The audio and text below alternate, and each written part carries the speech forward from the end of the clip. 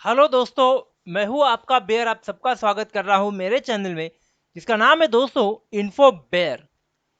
दोस्तों एक छोटी सी अनाउंसमेंट। क्या है ना, हम लोग वीडियो बनाते हैं तो अपने पॉइंट ऑफ व्यू से बनाते हैं। आपका पॉइंट ऑफ व्यू हमसे बिल्कुल डिफरेंट हो सकता है। जिस कंपनी के शेयर्स आपने लिए हो और उसके बारे में हम लोग अगर निगेटिव बातें बोल रहे हो, इसका मतलब ये नहीं कि हम लोग ऑपरेटर के हैं या फिर आपको शेयर बेचने के लिए हम लोग मोटिवेट कर रहे हैं। ऐसी कोई बात नहीं होती है दोस्तों। आपका पैसा है, आपके शेयर से आपको होल्ड करना है नहीं करना है, ये टोटली आपका डिसीजन होता है। हम लोग सिर्फ अपने पॉइंट ऑफ व्यू आपके साथ शेयर करते हैं और वो तभी करते हैं जब हम लोग एक प्रॉपर स्टडी करते हैं। अब कुछ बातें ऐसी होती हैं जो शायद आपको नहीं पता, आपके रिसर्च लिमिट में होती है। हमारे रिसर्च में शायद कुछ ऐसी बातें हमें सामने दिखाई देती हैं जो शायद आप नहीं जानते हो। तो उसके बेसिस पे वो जो है वो हम लोग अपना पॉइंट ऑफ व्यू आपके सामने रखते हैं। और डेफिनेटली आपका पॉइंट ऑफ व्यू हमसे जो है वो अलग हो सकता है। तो ये एक बात मैं आपको बताना चाहता था काफ़ी दिन से। तो इसको ध्यान में रखिएगा। आप जब भी किसी भी यूट्यूबर के वीडियो देखते हो तो एक चीज़ हमेशा याद रखिएगा। कोई कोई यूट्यूबर क्या होता है ना, वो बेसिकली हर एक चीज़ पॉजिटिव बोलता जाएगा ताकि आप फ्लो में रहो। कोई अगर निगेटिव बोलता है तो कुछ पॉइंट्स वहां पे होते हैं जो उस चीज को निगेटिव के लिए फोकस करना लगता है कि भाई ये पॉइंट है, आप उस पॉइंट को इग्नोर मत कीजिए। वही एक चीज होती है। अब बात स्पेशली मैं करना चाहता था क्लेरियन के डिविडेंड के बारे में। तो इसको बेसिकली लेकिन एक मेल मुझे आया हुआ है तो उसी के बारे में बात करना था आपसे। पहले ना बात करने से पहले एक चीज मैं यहाँ पे बोलना चाहता हूँ लोग के, मैं आपको एक्चुअली कुछ दिखाना चाहता था। तो पहले बात करेंगे उस स्पेशल डिविडेंड के बारे में जो अनाउंस हुआ था 140 रुपए का। तो वो अनाउंस जो हुआ था वो हुआ था कुछ 7 तारीख को। और एक्स डेट उसकी थी 16। इसी महीने में ये पूरा जो डेटा हुआ है वो इसी महीने का है। उसके रिकॉर्ड तारीख इमीडिएट आफ्टर 2 डेज थी कुछ 18 की। और इमीडिएट नेक्स्ट डे उसका पेमेंट डेट भी था। अगर आप ये क्रॉस वेरीफाई करना चाहते हो तो आप गूगल पे ये चीज़ें देख सकते हो, ये अवेलेबल है गूगल पे पूरा डेटा। तो ऐसी नहीं हुआ एक्चुअली। अनाउंसमेंट भी सही हुआ, एक्स डेट भी सही आया, रिकॉर्ड डेट भी सही हुआ। लेकिन पेमेंट डेट जाने के एक हफ्ता हो गया, एक हफ्ते बाद भी हमें अभी तक किसी को भी इसका जो है वो पेमेंट नहीं मिला हुआ है। अब क्यों नहीं मिला, इसका रीजन उस मेल में कहीं ना कहीं पे है। पर उससे पहले और एक चीज मैं आपको दिखाना चाहता हूँ, वो ज्यादा इंपॉर्टेंट है मेरे ख्याल से, वो आपको जानना चाहिए। यह चीज है मैं जो दिखाना चाहता था। 17/6 को जो है इसका फाइनल डिविडेंड अनाउंस हो चुका था, जो कि स्पेशल डिविडेंड के अनाउंस होने से पहले इन्होंने फाइनल डिविडेंड अनाउंस कर दिया था। उसका इफेक्टिव डेट अभी आना बाकी है, जो 8वें महीने में अगले महीने का 17 तारीख होगा इसका एक्स डेट। लेकिन उसमें कहीं पे बाद में उन्होंने ऑल ऑफ सडन एक 7 तारीख को स्पेशल डिविडेंड डिक्लेयर कर दिया, जिसका रिकॉर्ड डेट भी इसी इमीडिएट वो 16 तारीख को हो गया। उसका डेट भी आ गया, उसका फाइनल भी हो गया, पेमेंट डेट भी निकल गया। लेकिन इसका जो है ना अभी तक अपने को कुछ पेमेंट हुआ नहीं है। लेकिन इससे पहले इसका अनाउंसमेंट जो है वो हो चुका है। ठीक है, ये बात को भी याद रखिएगा। ये 2 पॉइंट का डेटा याद रखिएगा क्योंकि ये ईमेल पे काम आएगा अपने को। अब इससे रिलेटेड और एक सवाल दोस्तों लोगों के मन में काफी सारा है कि डिविडेंड क्यों नहीं मिला अभी तक, ये सबसे पहला सवाल। दूसरा सवाल है कि शेयर का प्राइस इतना क्यों गिर रहा है, और क्या हमारा जो इन्वेस्टमेंट है वो सेफ है या हम लोगों ने गलत कंपनी में इन्वेस्ट कर दिया। ये तीसरा सवाल है। तो इन तीनों सवाल के जवाब के बारे में भी बात करेंगे। पहली चीज देखो दोस्तों, आपने सही कंपनी में पैसा डाला कि नहीं डाला, इसका सवाल यह है, इसका जवाब यह है कि बिल्कुल सही कंपनी में पैसा है दोस्तों। प्राइस क्यों गिर रहा है वो मैं आपको बताता हूं। देखिए कैसे है ना, जब कोई भी कंपनी डिविडेंड अनाउंसमेंट करता है उसके एक्स डेट के बाद उस पर्टिकुलर डिविडेंड की जो भी अमाउंट होती है वो उस शेयर अमाउंट में से कम हो जाती है, उस शेयर के प्राइस में से कम हो जाती है for certain period of time. तो ऐसे ही यहाँ पे हुआ है, जब 600 के ऊपर ट्रेड कर रहा था, आपने 150 का डिविडेंड दे चुका है, तो 550 तो वैसे भी प्राइस गिरने वाला था। बट उसके बाद में जो रिएक्शन पब्लिक की ओर से आता है, जिनको ये चीज़ अभी तक पता नहीं है या फिर थोड़ा कहीं ना कहीं पे पैनिक हो जाते हैं लोग, तो उसका जो है वो रिटर्न जो होता है वो देखने को मिलता है। और जैसे ही सेल आउट का प्रेशर आता है तो लोग भेड़ चाल की तरह बेचना शुरू कर देते हैं, और कहीं ना कहीं पे प्राइस और डाइल्यूट हो जाता है। और एग्जैक्टली वही हमें क्लेरेंट केमिकल्स में जो है वो देखने को मिला। तो डरने की बात नहीं है, होल्ड करे, कंट्रोल करे अपने आप को एटलीस्ट, जब तक ये नेक्स्ट डिविडेंड जो है वो निकल नहीं जाता, तब तक प्राइस भी कहीं ना कहीं पे अपने आप को मैनेज करने की पूरी कोशिश करेगी। होल्ड कीजिएगा। दूसरा सवाल दोस्तों ये था कि क्या गलत कंपनी में हम लोग ने इन्वेस्ट कर दिया, इसके बारे में भी बात करेंगे। लेकिन वो चीज के लिए मुझे आपको लेकर के चलना पड़ेगा उस ईमेल की तरफ जो जिसकी बात मैं कर रहा था। तो ये ईमेल मैं अभी अपने वेब मेल में सीधा जाके आपको दिखाऊंगा, माफ कीजिएगा। ये वो डेटा है, ये पूरा ईमेल है, आप देख सकते हो यहाँ पे क्लाइंट की तरफ से आया हुआ ये ईमेल है पूरा। और ये यहाँ पे अगर आप नीचे थोड़ा स्क्रॉल करोगे, ये एजीएम से रिलेटेड मेल है, वो भी मैं आपको बताऊं।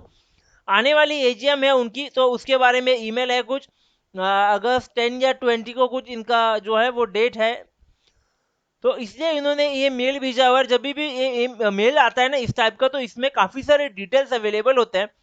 उसमें से एक इंपॉर्टेंट डिटेल मैं आपको बताना चाहता था, फाइनेंशियल ईयर का जो डेटा होता है, एनुअल रिपोर्ट जिसे बोलते हैं, वो है यहाँ पे क्लिक करने से आपको ये जो डेटा मिल जाएगा। अगर आपका ईमेल जो है ये रजिस्टर्ड है आपके ब्रोकर के पास, या फिर जो एनएसडीएल या सीडीएसएल है इनके पास, अगर आपके ईमेल्स रजिस्टर्ड है तो ये ईमेल्स आपको बिल्कुल आएंगे। आप अपने मेल बॉक्स चेक कीजिएगा, स्पैम बॉक्स चेक कीजिएगा, बिल्कुल ये मेल आपके ईमेल पे आ चुका होगा।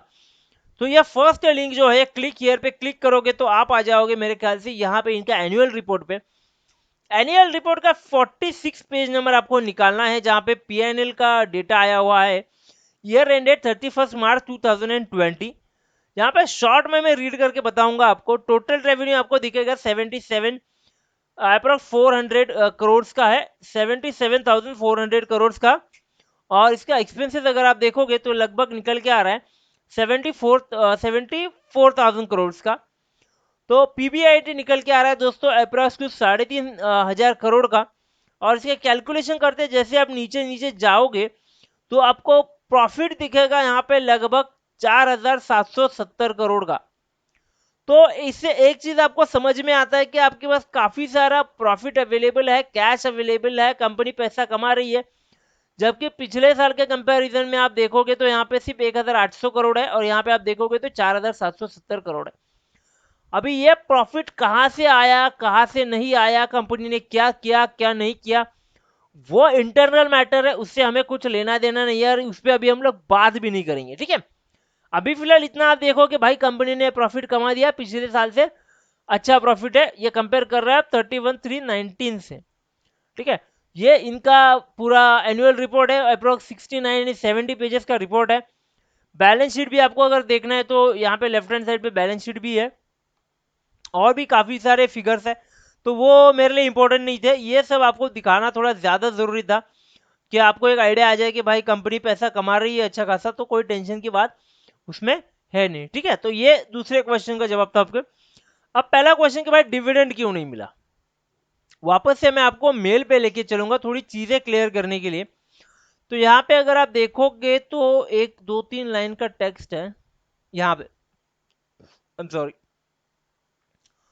यहाँ पे एक है कि भाई डिविडेंड पेड और distributed by company after 1 April 2020 shall be taxable in hands of shareholders and the company shall therefore be required to deduct the tax at source, ठीक है।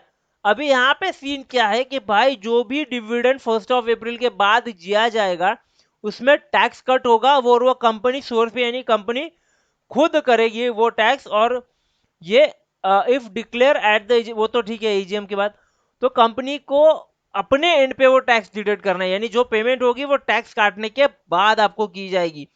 ये आपको अगर बात याद रखनी है, टैक्स काटने के बाद।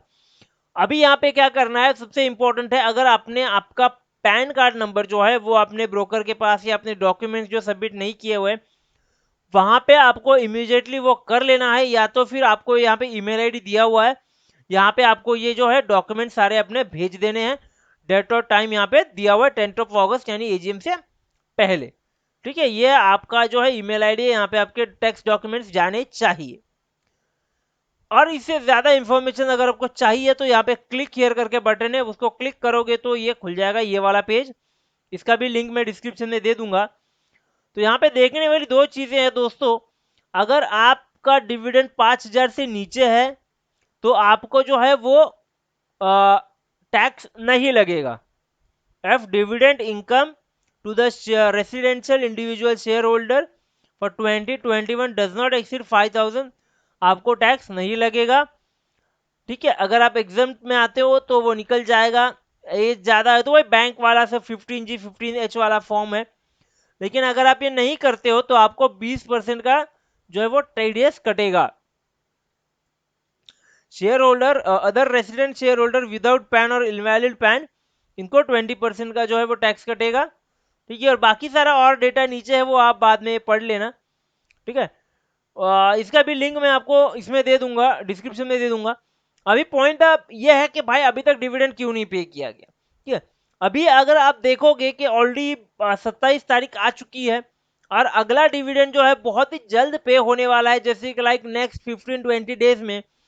तो मेरे ख्याल से कंपनी क्या करेगी, ये मेरा ख्याल है, ठीक है, ये मेरे ख्याल से क्या करेगी कंपनी, आने वाला जो डिविडेंड है उसके साथ में ये मेरे ख्याल से जो है ये स्पेशल डिविडेंड भी डाल के दे देगी, ताकि वहां पे जो टैक्स कैलकुलेशन उनको करना है वो इजी हो जाए और एक टाइम में पूरे के पूरा काम जो है वो हो जाए। ये पॉसिबिलिटी है, क्योंकि जो टैक्स डिविडेंड डेट दिया जाता है वो ऐसे था कि पेड ऑन 19, पेड ऑन 19 और आफ्टर 19। ये स्टेटमेंट का मतलब यही होता है, पेड ऑन और आफ्टर, मतलब एक तो 19 को दिया जाएगा या 19 के बाद दिया जाएगा। और मेरे ख्याल से 19 में बाद के दिया जाएगा, उसका मतलब यहाँ पे क्लेरिफाई हो रहा है कि भाई ये लोग पे करेंगे, जो कि फाइनल डिविडेंड के साथ ही पॉसिबिलिटी यहाँ पे ज्यादा मुझे दिख रही है, क्योंकि टीडीएस काटने में इनको यहाँ पे बहुत आसानी हो जाएगी।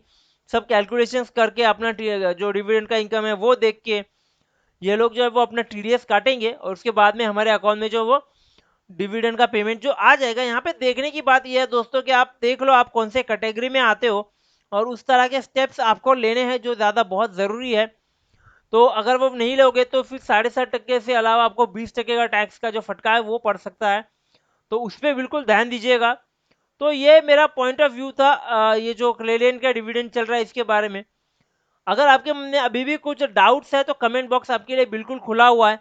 बिल्कुल जो भी आपको डाउट है आप बिल्कुल पूछिएगा, हम लोग यहाँ पे बैठे हैं आपके आंसर्स देने के लिए, आपको गाइड करने के लिए। और दोस्तों वीडियो अच्छा लगा है तो लाइक तो बनता है यार, लाइक कीजिएगा, शेयर कीजिएगा, सब्सक्राइब जरूर कीजिएगा दोस्तों। और बेल आइकन को क्लिक जरूर कीजिएगा ताकि आपको नोटिफिकेशन मिलता रहे और काफ़ी सारे ऐसे वीडियोस जो आपके तरफ आते रहे दोस्तों। Thank you very much.